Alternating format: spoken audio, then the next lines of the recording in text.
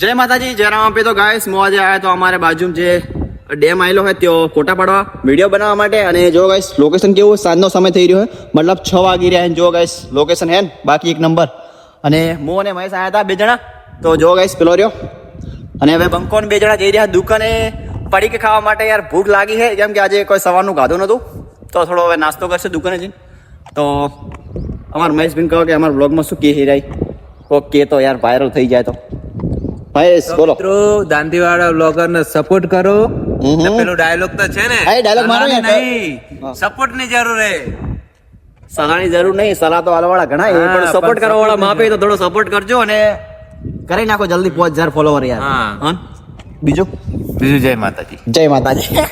કોઈ નહીં ગાઈસ, હવે અમે જઈ રહ્યા પેલે દુકાને. મતલબ અને જો ગાઈસ વ્યૂ એક મિનિટ જેવું હે કે નહીં શેક ને બાકી વ્યૂ હે ને આવું વ્યૂ હોય ને તો ગાઈસ કોઈ નહીં. બીજું અમારા એટલે મસ્ત સારી લોકેશન, એટલે અમે વિડીયો બનાવવા અને ફોટોશૂટ કરવા માટે કોઈક સમય આવીએ છે.